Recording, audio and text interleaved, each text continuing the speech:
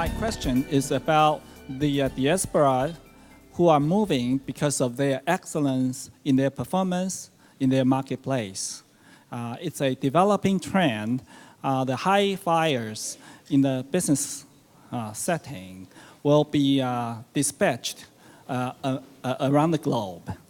And how to minister them from a church point of view. The ministers cannot see them sitting in their pulpit on a regular basis.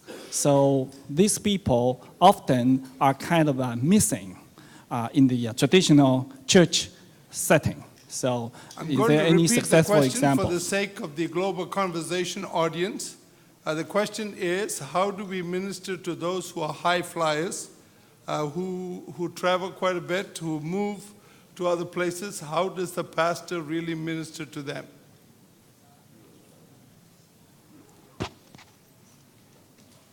And here comes the important part of diaspora mission is partnership.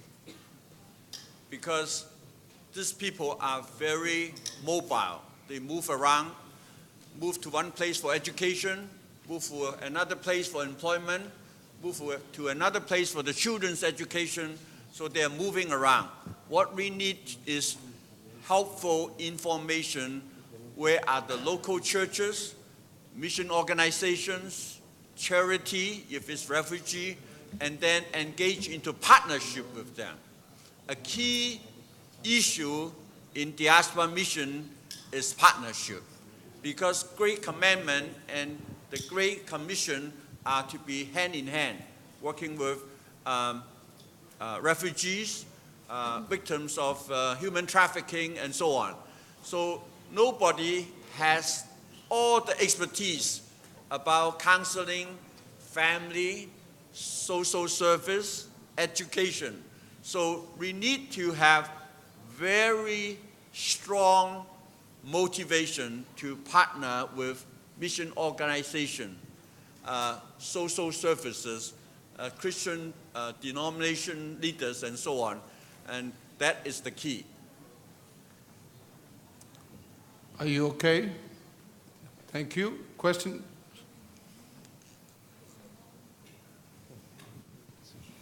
I thought we had two stewards here. Over here. Soy un educador de Costa Rica y pastor. I'm educator from Costa Rica and also I'm a pastor. Hay situaciones también de orden legal que debemos de tratar en este asunto de la diáspora. There are also legal issues that we have to bring to this dialogue. Además de lo ministerial, obviamente. Also, beside the ministerial arena. Quisiera saber qué modelos se tienen en cuanto a su experiencia en cuanto a esto asunto legal. Sé que la Iglesia Católica ha desarrollado bastantes modelos en cuanto a esto. I would like to know if you know what models you have developed. I know that the Catholic Church has developed these legal and politics models. Okay, let me repeat the question. The question is, what are the legal dimensions of this whole diaspora phenomena?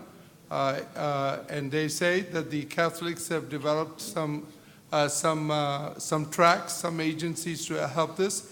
I just want to make a statement for the North American context. We have a network called Ethnic America Network. For 10 years, we've been running these summits all over U.S.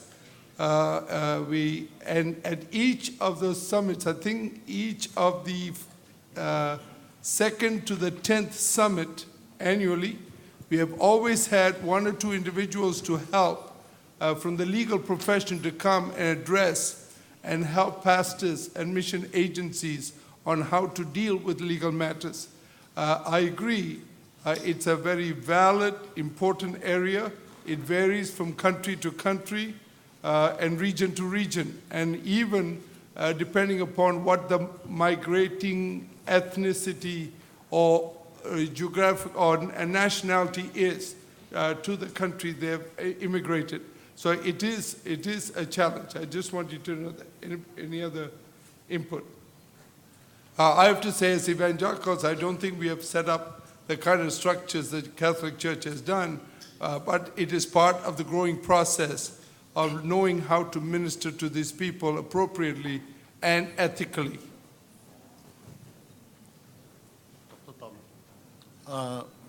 There was a question to me earlier regarding how to address human trafficking, because this is a major issue.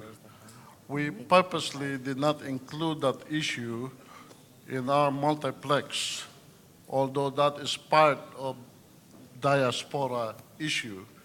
Reason to that, last night was a theme on our broken world, and they profile human trafficking. So we don't want to duplicate what was said yesterday in today's presentation. Okay, other questions? We have one over here. Somebody here? Over here. Over here. Okay, go ahead. Hold it up. Thank you very kindly. Fascinating for me as a first-generation American, this whole new concept of diaspora ministry. There are two varying models that I'm aware of, and there are hundreds more in America. I'm from the United States. One is my ethnic background is Romanian, and Romanians have been immigrating into the United States for probably 90 years now. They quickly assimilate, they start their own churches, et cetera, until eventually their kids get tired of speaking the language, and then they go to American churches. And then we have this whole thing that you know is so controversial now. We have 13 million illegal aliens in America. And my question has to do with how do you minister to illegal aliens?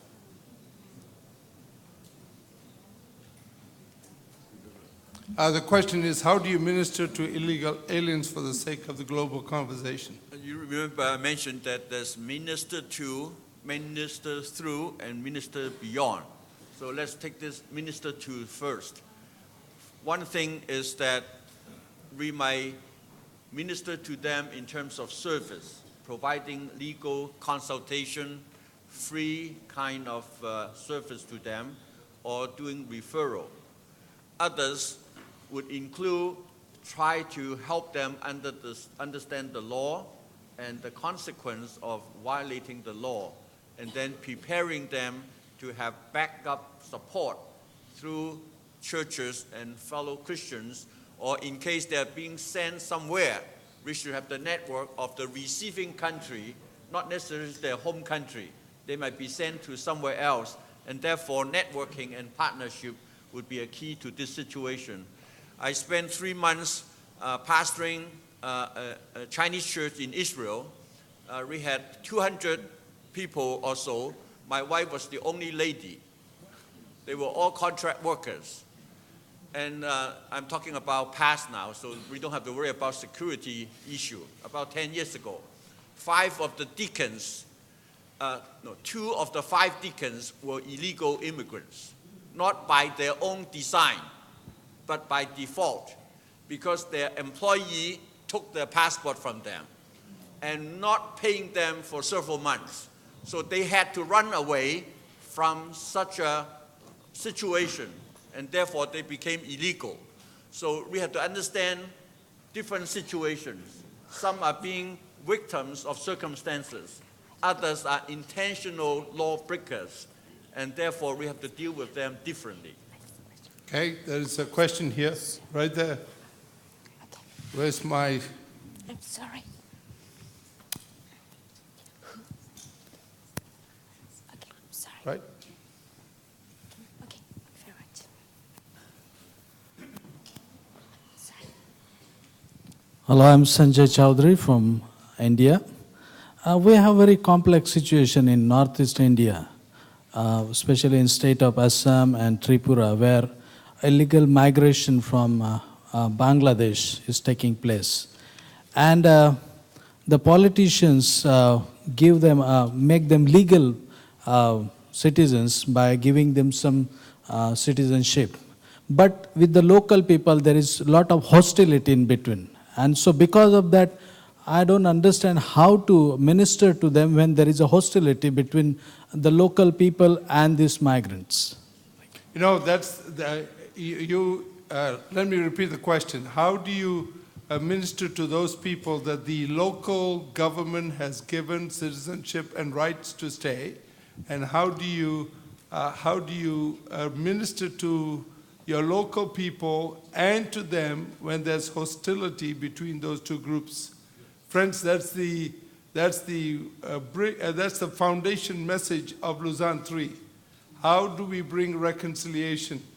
And we have to both teach our Christians to change attitudes and have a biblical approach to looking at this, that this is God-sent people. And if Christians can start modeling it, we can impact the community. But I know of situations similar to yours, not exactly where you are, where this has happened, but that's part of the Christian gospel. That's part of even suffering. The suffering you'll have to go through of people misunderstanding you, that you Christians are too soft and you're not fair. They're taking jobs from us and they've got privileges given to them that we didn't have. All those things come into play. And we need to increasingly learn, not just you, most of us have to increasingly learn how to minister to those people who suddenly show up into your community for whatever reasons, good or bad reasons, but yet we have to minister to them. So the message of reconciliation is something that we need to highlight, teach, and develop biblical, Christ-like attitudes towards them. Okay? Right there, sister. Second row.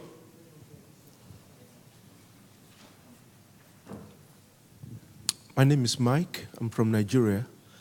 I'd like to know if there is a model that can guide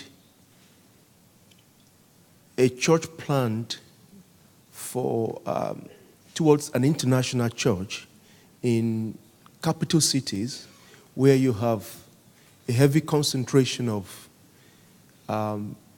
immigrant diplomats and all sorts of people from different countries. Do we have a model? What I see on ground is not culturally sensitive and not attractive to respond to such needs. I don't know if I'm clear. The question is, are there a tried and proven model to meet the internationals or the outside people who come into a country? Is there a model for ministry? I want to say to you that increasing number of case studies are being written up. In the Western world, there are a few books. Right. Go ahead. We are in the process of working that model out. There is a newly developed network called the Missional International Church Network that is about 8 years old. There is no one particular model for one particular country. There are many different models around the world, about 1,200 different international churches around the globe, and we are trying to work that out because it is very complicated, and yeah, you can check that out, micn.org. Yes. I would encourage you to read my blog. The other day, I posted what is an international church. Not because somebody put the sign international church on the front door, or the pastor is giving a business card, pastor, senior pastor of international church. Is that international church? My understanding of international church is multiracial, multicultural, diasporic, and one that is a home and refuge outside their homeland.